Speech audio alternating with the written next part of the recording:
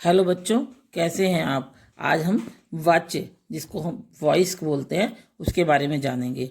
सबसे पहले है जैसे राम काम करता है, राम बाजार जाता है, तो ये है कर्तृवाच्य, क्योंकि इसमें राम काम करने वाले का विषय की प्रधानता राम की है। फिर आता है जैसे राम द्वारा खत लिखा जाता है, राम द्वारा किताब पढ़ी जाती है। तो यहाँ पे दोनों क्रियाएं जो आपने सुनी मेरे से, किताब स्त्रीलिंग है इसलिए क्रिया लगी पढ़ी जाती है, और राम दूध पी रहा है या राम दूध पीता है, राम द्वारा दूध पिया जाता है, गीता द्वारा दूध पिया जाता है। तो राम पुल्लिंग है, गीता स्त्रीलिंग है, लेकिन दूध पिया जाता है। हमने जो बोला उसमें क्रिया दूध के अनुसार लगी हुई है। ये था इस पाठ को शुरू करने का लेआउट। अब हम परिभाषा पढ़ते हैं। परिभाषा क्रिया के जिस रूप से यह पता चले कि क्रिया कर्ता के अनुसार है या कर्म के अनुसार है या फिर भाव के अनुसार, तो उसे वाच्य कहते हैं। वाच्य के भेद, वाच्य के 3 भेद होते हैं बच्चों। सबसे पहला है कर्तृवाच्य, दूसरा कर्मवाच्य और तीसरा भाववाच्य। कर्तृवाच्य, जहाँ पर वाक्य में प्रधान अर्थात मुख्य विषय कर्ता हो और क्रिया का लिंग, वचन और पुरुष कर्ता के अनुसार ही लगा हो, तो उसे कर्तृवाच्य कहते हैं।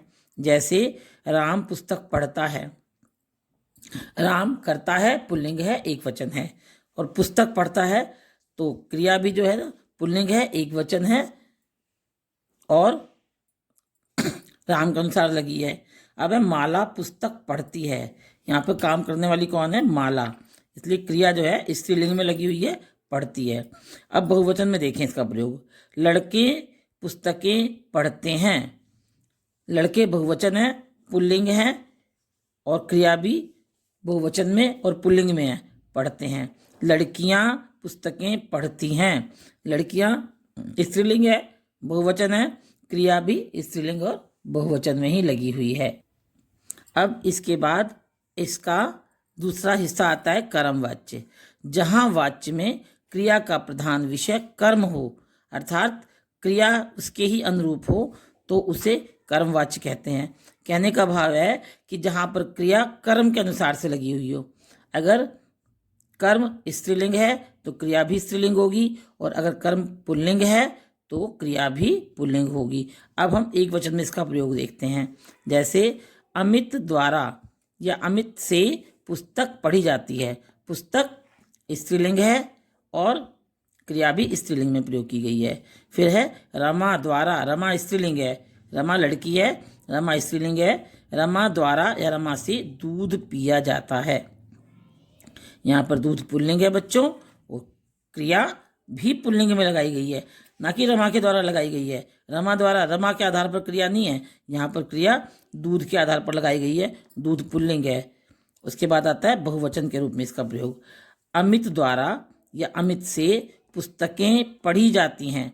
अमित द्वारा, अमित पुल्लिंग है लेकिन पुस्तकें स्त्रीलिंग है और बहुवचन में है, इसलिए क्रिया भी बहुवचन में ही प्रयोग की गई है। अब आते हैं रमा द्वारा। अब अंगूर या रमा से या रमा द्वारा अंगूर खाए जाते हैं। अब अंगूर जो है वो पुल्लिंग है और बहुवचन है, इसलिए क्रिया भी पुल्लिंग और बहुवचन में ही लगी हुई है। अब बच्चों तीसरा भाग है इसका वाच्य, भाववाच्य, यानी कि जहाँ पर वाक्य में क्रिया का प्रधान विषय न कर्ता होता है न कर्म होता है, अपितु भाव ही प्रधान होता है, अर्थात क्रिया का अर्थ भाव ही हो, तब उसे भाववाच्य कहते हैं। इसमें एक विशेष बात है बेटा, विशेष नियम है। इसमें क्रिया हमेशा अन्य पुरुष, एक वचन और पुल्लिंग में ही प्रयोग होती है, चाहे कर्ता एक वचन हो, चाहे कर्ता बहुवचन हो, चाहे कर्ता स्त्रीलिंग हो, चाहे कर्ता पुल्लिंग हो। सबसे पहले मुझसे सोया नहीं जाता। अब हमें ये नहीं पता कि बोलने वाला कौन है, स्त्रीलिंग है या पुल्लिंग है। लड़की होगी वो भी बोलेगी मुझसे सोया नहीं जाता, और लड़का होगा वो भी यही बोलेगा मुझसे सोया नहीं जाता। राधा से बैठा नहीं जाता, राधा से बैठा नहीं जाता है, यानी कि यहाँ पर भी भाव की प्रधानता है। लड़कियों से दौड़ा नहीं जाता है, लड़कों से खेला जाता है। मैंने इसमें लिखा नहीं लेकिन एग्जाम्पल बता रही हूँ मैं आपको।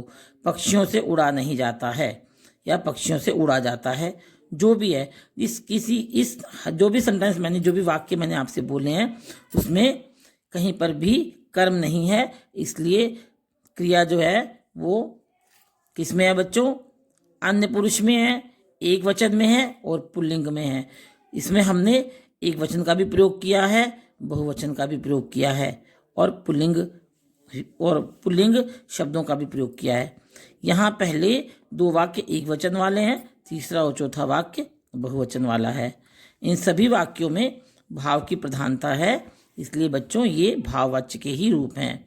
एक विशेष वाक्य, एक विशेष बात, भाववाच्य केवल अकर्मक धातु से ही बनते हैं। बच्चों इस पाठ को, वाच्य को बहुत अच्छी तरह से पढ़ो, समझो और इस तरह के वाक्यों का बार बार अभ्यास करो। आपकी पुस्तक में भी इस तरह का चैप्टर होगा, आप उसे भी खोलकर पढ़ो। मेरी वीडियो अगर पसंद आई है तो लाइक करो, कमेंट करो और शेयर भी करो। और जिस भी बच्चे ने या कोई बड़ा व्यक्ति मेरी बात को सुन रहा है, मेरे पाठ को सुन रहा है, अगर उन्होंने मेरा चैनल सब्सक्राइब नहीं किया है तो वो मेरा चैनल सब्सक्राइब करें। वीडियो देखने के लिए बहुत बहुत धन्यवाद।